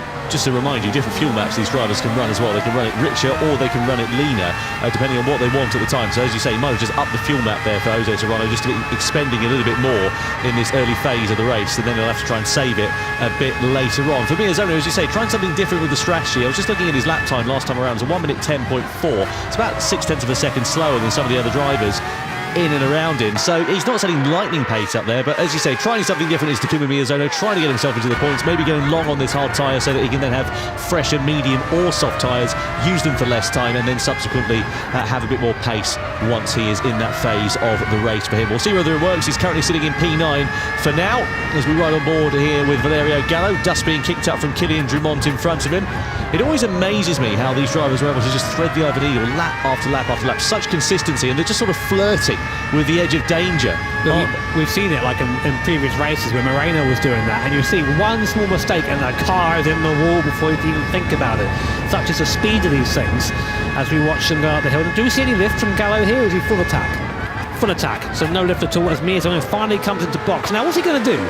I always watch his pit stops with sort of like a little bit of anticipation. Soft. What's going on here? What's going on, mate? So what he's done there is he's gone longer on the hard tyre to try and then go on the soft tyre, do as long as he can on this, and then subsequently he'll have a shorter stint on the medium tyre. So the idea being that he'll be able to take as much life now out of those soft tyres as he can, because once he's got 6 seconds to the back of Adriano Carrazza, so he can run and clear it, just set qualifying laps for the next couple, try and clear that down, and then basically get the undercut whenever all the other pit stop, or the overcut as it will be for him, once it all works out. Yeah, that is something as well. We didn't really mention that clear air here on a soft tyre is worth a lot of time, and he now has 8 seconds or so, 5 seconds or so to drive into. So that'll be really, really good for him. Whether that will be the strat remains to be seen, but he was on that tyre just a bit too long. I don't know. We'll see. I mean, these guys know better than I do, but it's always interesting to try and decipher what these guys are going through their heads as we go through this race. We're on lap 12 now, so coming up to the midway point, not quite there yet though. Serrano's still leading from Drummond. He was building a gap. That gap's come back down again now, just showing you how hard it is to break away at the front of his pack once there is a bit of a slipstream train. It's sort of the characteristic of his car, the racing here. They punch such a big hole in the air that if you're sitting behind someone, it's basically just like an extra 50 horsepower, so it's kind of hard to put away if you're at the front. It's the thinking driver's race, this one, isn't it? You've got to play the long game here in these sort of 45-minute, I don't want to say endurance races is sort of not really doing it justice, but it is a sprint. Yeah, it's just a long sprint really, but yeah, it's one of those where you've got to play the game and just wait and see how it all works out. The difficulty is, if you're leading the race, you don't know if anybody else is going to do the same strategy from behind. In theory, it should be a case of follow the leader, at least in the first or maybe couple of pit stops, but sometimes it doesn't work out like that. If you're killing Drummond, maybe you try something different, maybe you pit a lap early and try and get it out of the way. Interesting difference in lines there between Serrano and Drummond. Yeah, a bit of a fuel calculation there on the screen. As you can see, Serrano using a bit more to stay at the front. That is going to come back to bite him at some point. The tyre life there, a bit mixed, but kind of very similar through the rest of the field there. But I was just going to say, Serrano using a lot more of the curb on the left-hand side for the last corner, opening up the corner and carrying a bit more speed through there. So here's Kokubun. He was, we'll say, pickpocketed by Urra, and now Moreno doing the same thing as he runs right. Moreno goes up into 5th place. and just about slides past Kokeman. Will we see him attack back at the hairpin? He's right in the toe. I wouldn't be surprised if we see Moreno defend here. Yeah, he's going to try to, isn't he, here, Sam Moreno? But I don't think he really doesn't need to. Yeah, exactly. He's got that gap quite comfortably covered over Urra. And he set that one up about 3 corners earlier. It was a brilliant bit to watch. He had so much momentum out of the final turn there on the Japanese driver, and ultimately he gets rewarded with 5th place. So yeah, Miyazono, what's the gap now down to Benelli? Benelli's just pitted, by the way, so he's gone onto the soft tyre, down to 0.3 of a second. That might compromise Miyazono. He now needs to get ahead of the Brazilian driver as soon as he possibly can in order to make this strategy work, because there's then another 3 seconds up the road to Adriano Carrazza. So again, this is the thing for Miyazono. That strategy on the soft tyre could work if you've got clear air and you're not getting your run disrupted. If you need to set these qualifying laps after qualifying laps, it could prove to be a bit difficult if you end up in traffic. Right, let's have a look at what happened there for Moreno versus Kokeman then. So, throw in towards there, and Kokeman was just a little bit deep, actually, into the hairpin of turn 5. Moreno saw the door open, said thanks very much, walked through it quite nicely. Just all it takes is a little mistake, use the place. That's how close it is at the top of this fight. Now, to just check back in with Takuma Miyazono, he has set the fastest lap of the race so far, 108.5. Just in context, the pace differential at the front is about a second lap slower at the moment, but now he's running with Benelli, and that's really going to affect his lap times, I think. But we'll keep an eye on that, because that's one to watch for the alternative strategy. Meanwhile, Serrano still leading the pack. It is in a bit of a fuel deficit compared to the rest of them, though. I was just about to say, Valerio Gallo, what's he there? 39 litres. He's got more than that, 6 litres left over Jose Serrano. So he's just been sitting there biding his time, hasn't he, the Italian, just saving his fuel in 3rd place, having something of a quiet first stint to the race, and this could prove to pay dividends, because again, you're gaining sometimes nearly 2 seconds if you've got 6 litres. 3 litres a second is the refuelling time, just to remind you, in this one, and that could prove to be absolutely pivotal in terms of how the race unfolds for the Italian driver. This could be pivotal for Takuma Miyazono's chances of a result in this race as well. He's now stuck behind Lucas Benelli at exactly the wrong point in the lap. Those medium speed sweepers, you can't go 2 by 2 through there. He needs to depose of Benelli and also subsequently Adriano Carrazza as soon as he possibly can here. Carrazza's running a lot slower than these two at the moment, about a second a lap slower, actually more than that. It's they're both running 8.5s, Miyazono and Benelli. Carrazza's at a 10.1. So they need to get by him very quickly for that strategy to work. But if you're Miyazono, you're thinking, oh, bother, when you see this guy come out in front of you. There goes my strategy. But it seems that Benelli's able to keep pace, and that actually isn't so bad. If they can both keep that same pace, that's going to be great. Now, we're going to see a bit of patriotism here between Carrazza and Benelli. Will Carrazza give Benelli the place, you think, here, seeing him charging from behind? Or will he keep him there? Let's have a look. He just keeps him there for now, doesn't he? I don't think he was that close, but again, like you said, Benelli definitely got more pace underneath him, and they're going to be all over the back, and are indeed now all over the back of Carrazza like a bad rash. The problem is going through these corners, exactly what we saw last time around for Miyazono. They've got the pace, but they haven't got the opportunity or the room to be able to send one through, and they're just stuck behind him as it stands for now. Again, Carrazza doing exactly what he's entitled to do, defending the line. No reason for him to move out of the way. Down the hill and towards the right-hander, maybe there's a door there, but again, Carrazza parks the car on the apex, doesn't allow it, and you can see Benelli having to feather the throttle as eventually Carrazza then does peel off into the pit lane at the end of lap 16, comes into the box and will change off of the medium combat of tyre, and crucially releases Benelli as well as Miyazono into clear air. That might make a bit of a difference, you know. I mean, that was definitely about a second or so lost in that middle sector for both of them there. Their lap times, yeah, about a second slower than last lap. And now they've got to try and get back into it again. And now also to consider that Miyazono and Benelli are both running very low fuel right now. Not quite as low as the cars around them, I mean, at the top, but they're making the use of that soft tyre with low fuel loads for maximum lap time. So for these two, this is the most important phase of the race. Gallo still doing a really good job of saving fuel. He's again about 8 litres now up over Jose Serrano the last time of checking it. We've got a timing screen here in the commentary box which gives us live data of what's going on for those drivers, and Drumont on 25 litres, Serrano on 19 litres, Gallo on 28 litres, or now just down to 26. So yeah, it's interesting to see how that ebbing and flowing, but they are crucially coming towards the end of the shelf life of those medium compound tyres. Cardinal's the first driver to blink from sort of the lead group of them who are yet to pit in this race, and surely it's going to be a case of next time round, because I don't think these drivers are going to have much choice inside the top 6 places, because they're not going to have any life left in the rear. Cardinal deciding just to fuel her up now, probably to the end of the race. 51 litres going into the car, or in the car I should say, in total. Onto the hard goes Cardinal. So we might see him just come back in again, box more tyres on, to be honest, because so the hard tyre just is not of any really use around here. It's just something you have to run as part of the strategy. Here's Urra and Moreno.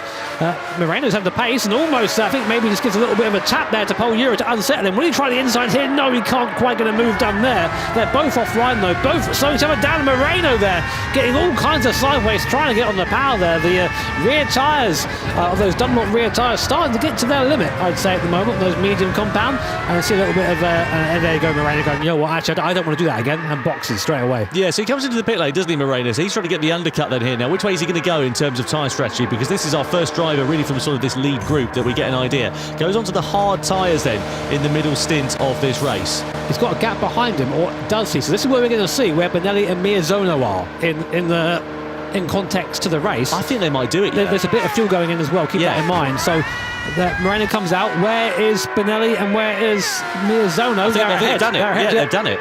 Yeah, and they've done it by about 0.4 of a second. So that's, look, it's not great for Sam Moreno, but the thing is, all he'd have ended up doing is holding them up eventually anyway. And for Benelli and Miyazono, it's music to their ears because they needed to leapfrog him in order to make that strategy work. A reminder, of course, that they've already done the hard tyre in this one. No further action for Urra and Moreno for that contact that we saw last time around. So that's good news from that perspective. Meanwhile, sharp end of this one, Gallo still having done a relatively decent job of saving fuel. Serrano, again, as we know, has used a fair bit more fuel actually relative to the two drivers behind him. And let's see, I think they're all going to peel off into the pit lane. I don't think they have a choice because those medium tyres are very much second-hand now. Do they go for the hard tyre in this middle stint? I imagine it's a case of what one driver does, the other driver is going to do. They're all going to have to take on fuel, crucially, as well. So this could see a change of positions, especially between Serrano and Drumont and Gallo, depending on how much fuel they take on board. Right, so Gallo's going to go to, basically he's going to have a quicker stop. That's fuel, so he's gone for the soft tyres. He's going to try and jump more on the pit lane and then get ahead at the front and then just put away. Let's see if that's paid off. It hasn't, no, because Drumont and Serrano are out already. No, it's just, who is that? No, so Gallo took more fuel on. He took more fuel on relative to Serrano and Drumont in that one. But crucially, he needed to do that because he needed to stay ahead of Miyazono from behind. So his hand was kind of forced there, really, because if he'd stayed in that pit lane for another second or so longer, he'd have dropped right behind. So it's brought Gallo right back into play. He's now on the soft tyre, but of course, he's still got more fuel on board because he didn't use as much in that first stint of the race. Now you've got Serrano and Drumont who are on the hard tyre, so they've decided to get that out of the way in the middle stint to try and play the longer game to then have the soft tyre at the very end of this race. But of course they're going to have to make a longer pit stop for their final time in the pit lane here, and you can see just how much more pace Gallo's got underneath him around the outside here of Kylian Drumont. He's going to make this move stick as they go into the tunnel. That's a brave move there for Valerio Gallo as he draws alongside the Frenchman. Drumont's trying to defend it. Up the inside he goes, and he's through and releases himself into third place as Drumont slots down into fifth, with Miyazono picking his pocket as well. He's got to do it. Gallo's got to do it because any time he's spent with other cars in front of him is time lost. So in comes Miyazono coming. He is coming in now into the pits, has to do so. Those soft tyres are spent. What will he do now? Will he go to mediums to the end? That might be a strategy that works out. We'll have to wait and see. But meanwhile, we'll keep an eye on Serrano and Gallo. Gallo there now starting to get onto the back of Serrano. Goes for a huge move up the inside there from another post go. Gallo using that soft compounded tyre, getting the car stopped, and now we'll go flying after Benelli. Now Benelli's done a great job of keeping his tyres alive compared to Miyazono, who had to box there. So he's been much kinder on his Dunlop soft tyres and now is leading this race at the moment. But Gallo, provisionally, I think overall is our leader. Yeah, so Gallo, what he needs to do now is get ahead of Benelli, clear off into the distance and just set qualifying lap after qualifying lap and then pit for the hard tyre at the end of this race. That is the only thing that Gallo can do now. He wants to win this one. He did a really good job of saving fuel in that first stint, and this race is now beginning to come to him here. Let's have another look at that move and what unfolded. So we're on board here with Takuma Miyazono. This is how he got past Kylian Drumont, sent it around the outside as they went through the tunnel, up the inside through into the right-hander. Miyazono said, thanks very much, the door's open, I'll go through that as well, and pick the pocket of the Frenchman. He then pitted later on in the lap, which released Drumont, but nonetheless, spectacular to watch. And Gallo is driving like a man who's left the gas on at the moment because he's now within half a second or so of Lucas Benelli, and surely he's going to be lining one up as we head onto the back straight. Super opportunistic there there from Takuma Miyazono. We'll go back to him in a minute because he's doing something very curious right now. But here is Valerio Gallo. He's in the toe of Lucas Bonelli. You have to think there's going to be a big centre. They are on the same compounded tyre, albeit Bonelli's tyres are much more worn at this point. Now, will Lucas fight this? You see, he's going to the inside. No, he's not. Gallo goes for a lunge. There you go, takes it. He had to do it there. And now, as you say, Tom, it is qualifying time for Valerio Gallo. Get the hammer down and make the use of the fact that you are on a relatively low fuel load. You have the best tyre of the three and you have a clear track. Those things coming together means fast laps. So this is now Gallo's time to try and win this race. Conversely, let's look at the other side of the grid. Back to P12, Miyazono. He's made both his stops. He's got all his fuel on board. He's taken the fuel to get to the end of the race and he's got a clear circuit to the end pretty much now. Yeah, so the total gap for Takuma Miyazono is 36 seconds. Total pit loss time, we're expecting to be 10 seconds plus the stop duration, plus whatever fuel you need to take on board. Let's call it 21 seconds or so. So what he now needs to do is just take chunk after chunk after chunk out whilst he sat there in that clear air in order to be able to get himself inside contention for points positions here for Takuma Miyazono. A reminder that he started this race 5 places further up the grid than he sits now. So P7 is where he lined up in the field. As you say, he's tanked his way up to the end of this race. So if he can get himself inside the top 6, the top 5, there could be some points on offer here for Miyazono. I don't think the podium's going to be in contention, but you never know. I think he's got a chance. You think so? I think he does. We'll see. I mean, I suppose, yeah, they're going to owe a lot of fuel, but then he's going to come in the end of this one because he's going to be running on fumes by the end of it. And then you've got all these hard shot runners that are going to come in as well. I think because the stops are more like 30-something seconds with all that fuel going in, so they're very long. So I mean, we'll keep an eye out, of course. Like we're doing our best to decipher this race. It's always like this in these races. Fuel and tyres and the track position, it all comes into it. But that's why these races are so interesting here. So lap 22, we still have 13 laps left to run. Gallo is your leader. He's already got a gap of about 3 seconds over Bonelli, who's now boxing in. So Serrano really has to do his best on this hard compounded tyre, and to be fair, he's putting in some good times. We're on a 9.5 from Serrano on that hard compound. At the start of the stint, the hards aren't that bad, they're okay, and they sort of stay okay for a long time. It's the softs that really need to be just abused, and Gallo's done that. It's on his fastest lap of the race a couple of laps ago, 108.1, so he's currently got the fastest lap, and you're seeing now, here's the stop, look, 26, 27, it's a long stop for Bonelli. Where is Miyazono? So he'll be the first person to give us an idea of how that works out, and Bonelli is ahead of Miyazono, so I think that Miyazono took more fuel, first of all, he took much more fuel than Bonelli did. Yeah, he's tanked up to the end of the race, as we say, for Lucas Bonelli. And, the total gap, 38 seconds. So, again, you're absolutely right, Jim. I don't think it's out of contention. What he needs to do, though, is just not get too involved with Bonelli, because what is he, 2.5 seconds or so behind the Brazilian driver. If he ends up in a fight with him, even though he's on a quicker compound of tyre, that could be the difference. We know how crucial it is to make those moves absolutely decisively. If you sit behind them for even one corner too long, that can be the difference between finishing 5th or finishing 3rd, because once it all converges at the end of this race, that is how fine the margins can be. Let's have a look at Valerio Gallo. So he pulled out a gap, but he's going to have made a mistake, isn't he? And he's just got a little bit sideways. That is as close to the limit as you want to get. He is properly pushing on, is Valerio Gallo. The gap, 4.7 seconds on that soft compound of tyre at the moment. So this, you know what, with the greatest respect to Valerio, this is sort of what happens. He gets out front, he's got the pace, and then he'll make a small mistake somewhere, which, as we saw in Milan, turned into a very big mistake very quickly. So he needs to, I mean, he's good in this car. He's good at getting his head down doing qualifying laps, but he can't push too hard. You've got to keep it on that fine line between 100% and then going over the limit. You know, it's very, very tricky, especially in these sort of cars. And they are twitchy, they are difficult, especially as these tyres start to fall away. And these cars use their rear tyres more than their front tyres. So that basically means you're going to get surprised at some point with some oversteer. And if you're not expecting it, it can be a very nasty surprise. So only 15 litres left in the tank for Gallo, so he's not got much longer on this tyre. No, they're going to be into their final stints, but Serrano and Urra are going to have to pit sooner, because you can see they've only got 6 litres of fuel. They might get one more lap in here. I think they are going to. So across the line there will go. It'll be lap 26 where we're going to see those final pit stops taking place. But they have, of course, run that hard compound of tyre. Conversely, of course, we know that Gallo is still going to owe a slower compound of tyre relative to the other drivers who are behind him. So that's, of course, the payoff here for the Italian at the moment, is he's managing to sort of reap the rewards in this middle stint of the race, but then he's going to subsequently be slower at the end of it. We have seen drivers able to do that and able to hold on, but it depends on how much of an advantage they're able to build out. 6 seconds or so sounds like a lot. Once again, those pit stops have worked out. It's not going to be a lot. Well, just think the fuel difference between Serrano and Gallo is basically 3 seconds or more in the pits. So it's a litre per three. It's a second per 3 litres. So it's about 10. It's about 10 between them. So really, that's the difference in their overall time and the time that Gallo has saved. So next stop for Serrano, as what I'm saying, will be 3 seconds longer than Gallo stops. So that's something to take into account.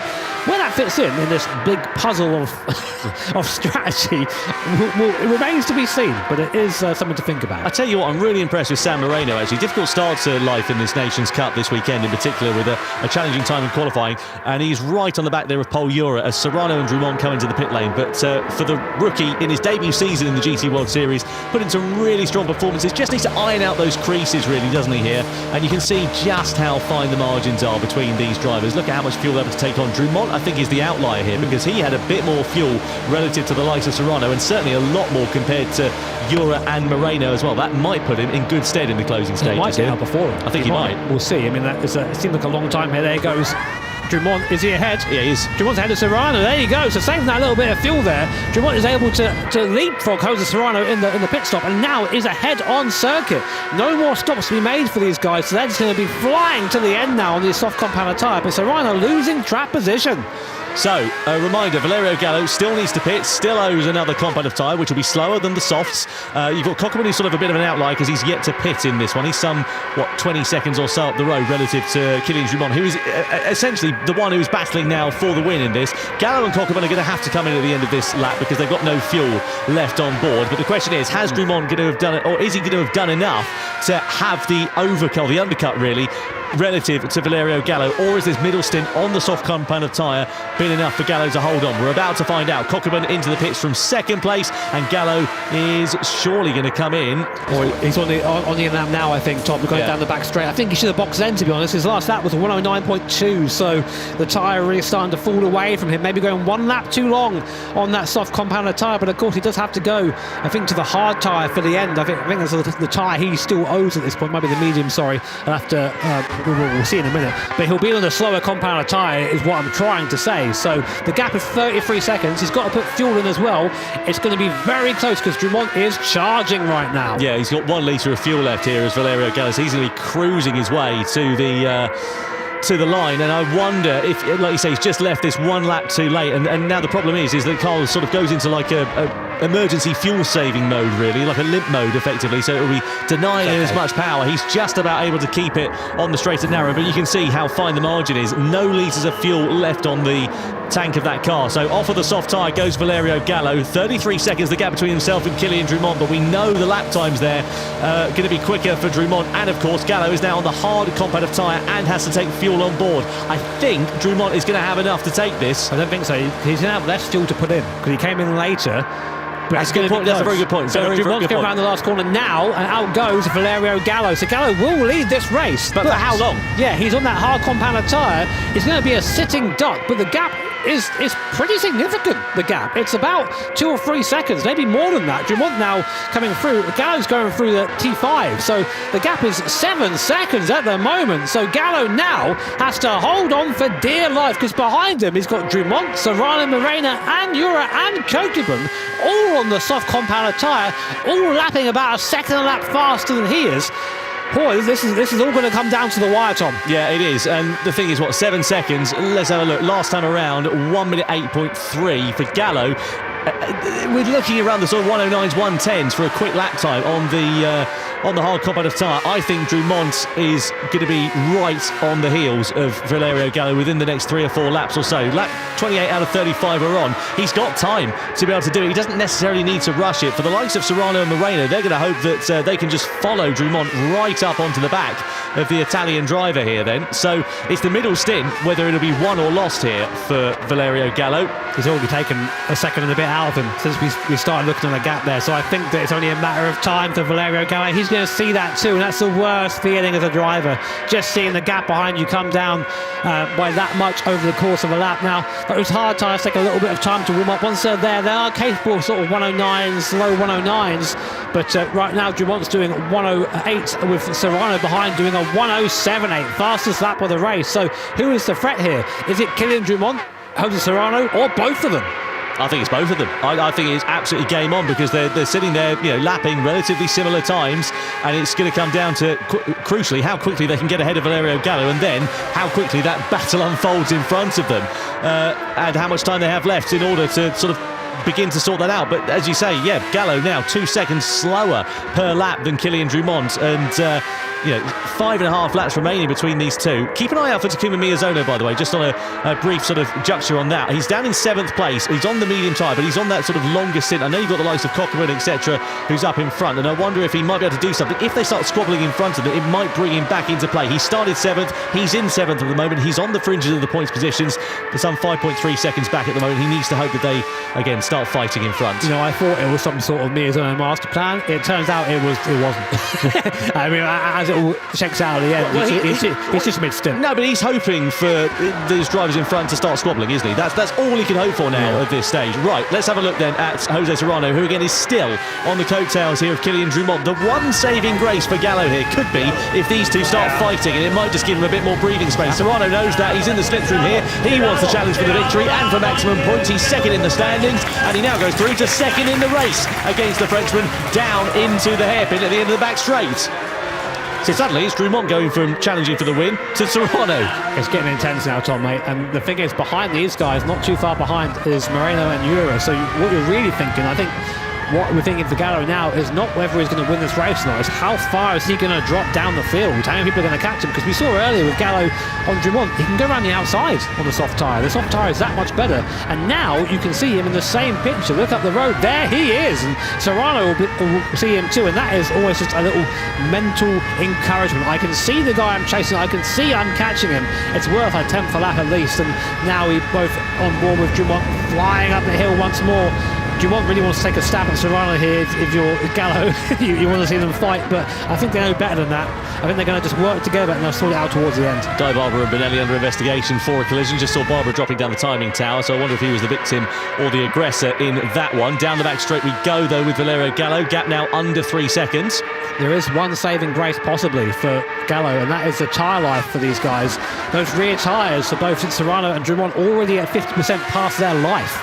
So there's a possibility here that as we get further on the race, I mean, Gallo's got to hold on, that's the thing.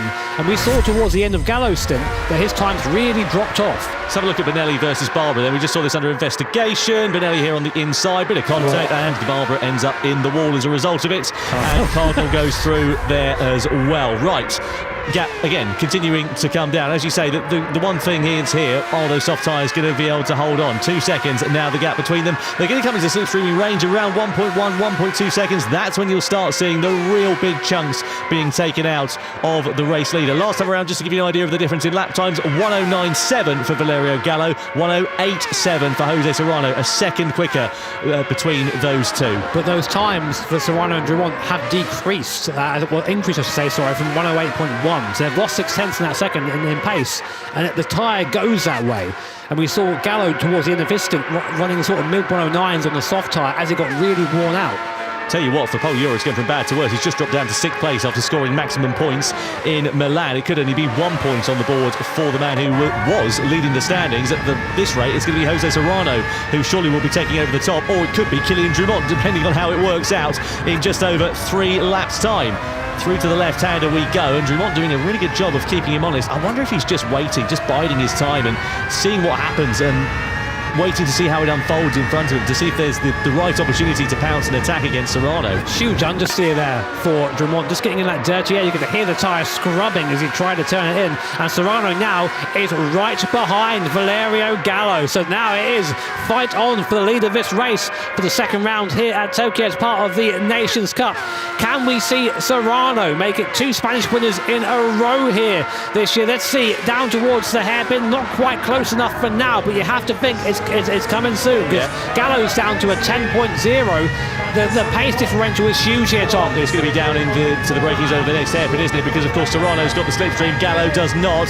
Into the braking zone we're about to head, and he's eyeing it up. He's lining it up. Gallo might try and defend the line, and does so. Forces Serrano to go the long way around the outside, off onto the curb, and he'll have greater traction and greater grip when he gets there. Tries to push him towards the wall on the outside, and does just about manage to defend the position, but he's going to be a sitting duck, surely, for this next series of S-bends. But it's so difficult to go 2 by 2 through there. Serrano tries to invent something, plays in like a fiddle, switches it back on the inside, and Drumont finds the gap and goes through as well. So Gallo loses 2 places in the space of 1 corner, and now it's game on for the win between Jose Serrano and Kylian Drumont. I don't know if there's a little bump there, Tom, or not. It was hard to see in that camera angle, but it looked like there's a small bump, and that sort of moved Gallo out of the way a little bit. If so, that'll be investigated by the stewards, but if not, this race has just come alive for Drumont and Serrano, because Gallo really can't respond to this pace.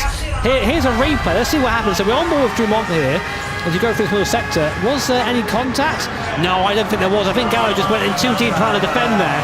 There was contact between the two of them there. And Drumont just had a little wiggle trying to get on the gas there. That would have been the lead for him there, but just didn't quite make it work. So now, Drumont, it's his turn to try and get by Serrano. Can he invent something down towards this hairpin? Gallo's going to lose the podium, I think, as well, to Moreno, possibly even Cockburn nipping at his heels before the end of this race as well. So you can see Gallo and Serrano under investigation for the collision. I think that's going to be all right, to be honest with you. It's a bit of a race against them. There's a little bit of contact between them, but ultimately different tyres, different strategies, and just converging and trying to fight for position. We have to think as well that if he did bump him out of the way, that's not allowed, even if it was unintentional. And of course, you have to take into consideration you're on different tyres, and it has affected the outcome of the race as well. So there it is, there 1 second penalty. So the stewards there deeming Serrano at fault for that incident, which hands the race to Kylian Drumont. So we're coming on to the last lap now. Serrano will have to serve that penalty on the back straight, I think the penalty section zone is. And if Gallo can stay close, he might be able to take back second place. But Drumont now has been effectively gifted this win if he can just stay close to Serrano. Well, he doesn't need to send one through on the inside as Kylian Drumont, like you say, just needs to be patient, just needs to bide his time, and this could open the door, like you say, for Valerio Gallo to hold on to the podium places and possibly challenge for second position as well, because it's not only the time you lose, it's also the time you lose gaining, getting back up to speed, and Gallo walks through the door, possibly Samuel Moreno as well. So from possibly winning the race to maybe not even finishing on the podium for Jose Serrano as well, with his countrymen attacking him down in towards the right-hander. Moreno's got no stake in the championship as it stands for now, but he has got a stake in trying to get himself back onto the podium position. Side by side they go, and the young Spaniard goes through, and Serrano nearly loses it there, and also loses the place to Urra Cockburn. So from the race lead down to 5th place on the final lap for Jose Serrano. How the tables have turned so quickly here in the Gran Turismo World Series, and ultimately it has opened the door for Kylian Drumont to walk through it with massive glee. He will come through out of the final corner to take his first win in the Nations Cup in the Gran Turismo World Series for 2026, ahead of Valerio Gallo and Samuel Moreno. Urra Cockburn over the line in P4 ahead of a disconsolate Jose Serrano, who lost not only the lead but the podium and also the lead in the championship as we head forwards to Singapore as well. It's a subdued end for the Spaniards. It's delight for Kylian Drumont. I mean, what drama to end the race there. That penalty, you can argue whether you think it was warranted or not, but the stewards thought that it affected the outcome of the race. And Gallo there, I'd say a bit of relief for him, because he would have been absolutely swamped, I think. But P2 for him. But this man, Kylian Drumont, strong all race, good on fuel, in the right place at the right time, and takes the win here at Tokyo. Amazing result for him. And Moreno as well, back on the podium for the first time, I should say, of course, after his incident at Milan, at Monza. So he'll be very happy with that. Kylian Drumont will now lead the Nations Cup point standings after all is said and done, following that emphatic victory. Let's have a look at some highlights though from that race. So Serrano versus Drumont it was in the opening stages of it. We saw Gallo, Cockburn all in the mix at the sharp end of it. Miyazono kept a watching brief on proceedings as Gallo went through on Drumont. Miyazono also picking his pocket there as well. Guy Barbara ended up in the wall at one stage in the race. Coming down into the final stages of it though, it was Gallo versus Serrano in the battle for the victory. Gallo just shut the door here on Jose Serrano for a brief moment, trying to hold on in vain on that hard compound of tyre, And this is where the race really was defined. Through into there was a bit of contact between Gallo and Serrano. Serrano was deemed as the aggressor as Drumont walked through on the pair of them. Serrano was then handed a 1 second penalty on the final lap of the race, which ultimately not only cost him the win, but also a podium as well as the championship lead. Drumont then went on to take a maximum 6 points here and will lead as we head going into Singapore in the Nations Cup. How dramatic do you want it in the GT World Series? It's what we do here, mate. It's what we do. Never short of drama here. And you have to think it is unfortunate for Serrano. It's a real shame. Definitely not intentional for him, but the rules are rules, and unfortunately Serrano broke them. The result was him finishing 5th instead of 1st. So here's a reminder of your results. Kylian Drumont winning from Valerio Gallo 2nd and Moreno in 3rd. Kokubun, strong result for him 4th. Serrano down to 5th. And Pol Urra taking the last point here at Tokyo. Well, points being prizes there for Pol Urra. Very, very important for him to get them, despite the fact that he, of course, was leading the standings going into this weekend. Just 1 point on the board does mean that he will relinquish that top spot. Takuma Miyazono, who was 3rd in the standings, failed to score here this afternoon as well. An alternative strategy just didn't pay off for him. So I am here with the winner of round 2, Kylian Drumont. Kylian, I mean, oh my goodness, right. Well, first of all, congratulations. It's brilliant. Well done.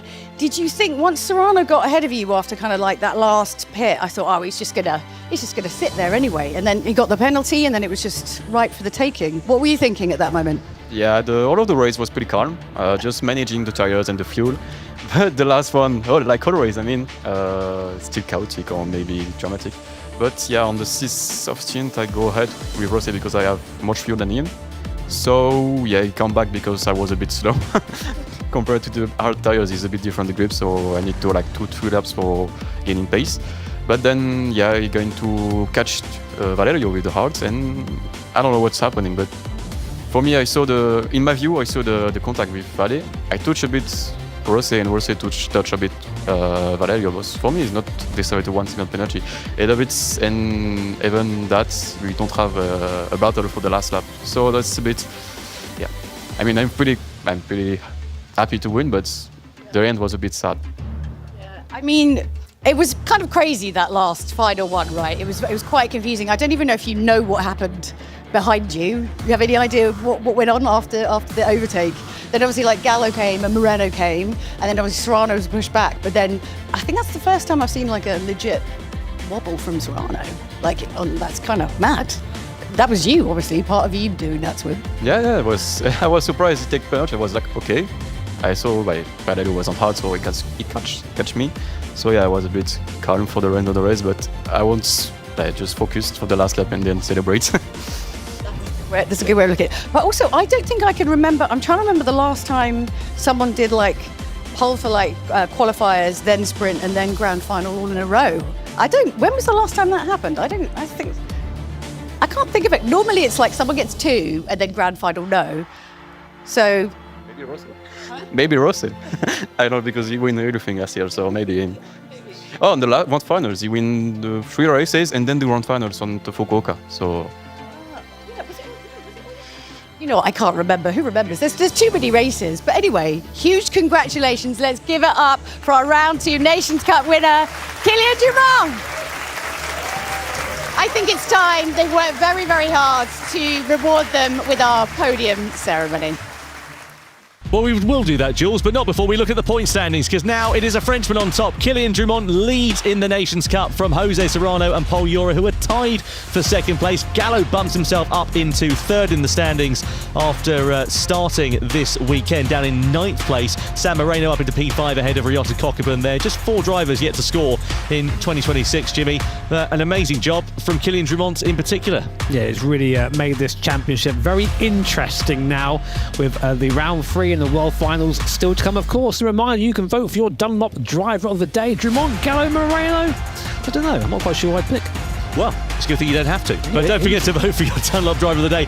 Let us know which one you think did the best job there. I have to say, for Gallo, very lucky to have held on to that 2nd place finish, but nonetheless, a really commanding drive from him. And for Sam Moreno as well, his first ever podium in the Nations Cup after the disappointment from Milan, to bounce back for him. It makes it 3 different nationalities on the rostrum here in Tokyo as well. Well, the podium music is playing, which must mean only one thing. It is time then for celebrations to begin on the ground here in Japan as we await our top 3 finishers making their way to the rostrum. Sheer delight for the drivers here in Tokyo and a great way for action to continue. There is Kylian Drumont, your race winner, making his way onto the top step. For the first time in 2026, that's his 9th Gran Turismo World Series event win in his 45th start. For Valerio Gallo, P2, I think he'll be pretty pleased with that, all things considered. Breathing a sigh of relief once it all worked out at the checkered flag. And for Samuel Moreno as well, the first podium in a grand final for the Spaniard.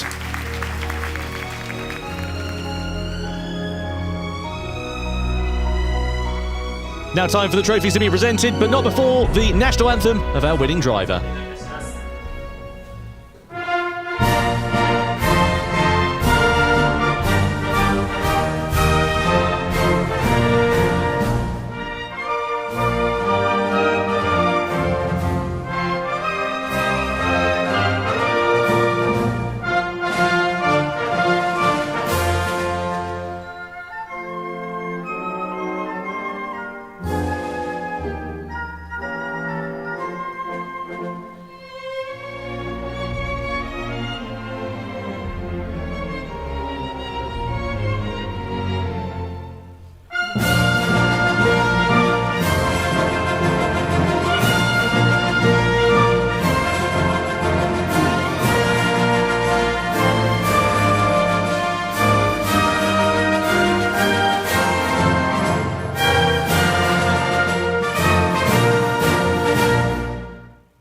Vive la France, as we say in Tokyo. A great job from Kylian Drumont to take his first win of 2026. Joined on the podium by Valerio Gallo and Samuel Moreno. What a great round 2 we've had here in Japan. Now time for the trophies to be presented. Ryo Shitaru from the Mazda Motor Corporation will award the 3rd place trophy. And of course we'll go to Samuel Moreno.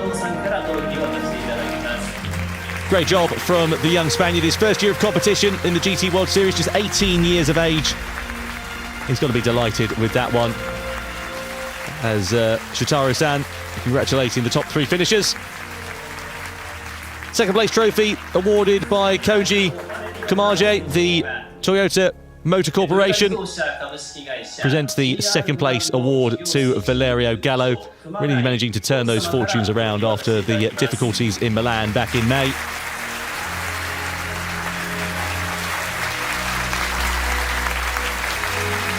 It's P2 for the Italian here in Tokyo for round 2 of the GT World Series. But for one man in particular, it is delight for Drumont. King Kylian rises once again. Gran Turismo Series producer Kazunori Yamauchi will present the winner's trophy to the Frenchman as he makes his way onto the stage here at the Polyphony Digital headquarters in Japan. And for the first time in 2026, he can hold the winner's trophy aloft. Kylian Drumont takes the win and also leads in the point standings as well going into Singapore. Jimmy, I really enjoyed that one. Yeah, it was good. I mean, the X2019 always providing close and fun racing in the GT World Series. I think that'll mean a lot, of course, to Gallo. I think it's his first podium for quite a while for him after a bit of a drought. And Moreno, of course, his first podium at all in a Gran Turismo World Series event. So some very happy faces down there as well. And, of course, sets the stage nicely for Singapore a bit later on this year. And that is the next time we will be resuming action for the GT World Series in 2026. The first weekend of October, we head to Singapore. Thank you so much for joining us in the commentary box this weekend in Tokyo. From Jimmy Broadbent and from myself, Tom Brooks, take care. And we'll hand down to Jules to say goodbye. Right, guys, that was spicy racing. Huge congratulations to all of our drivers today. Everyone really has put their heart and soul into be the best they can be. And don't forget, we will see you also on the 3rd of October in Singapore. We're going to find out if Serrano's going to take this line down or is he going to push back and try and steal it back from Drumont. We will see you next time. It's goodbye from Tokyo!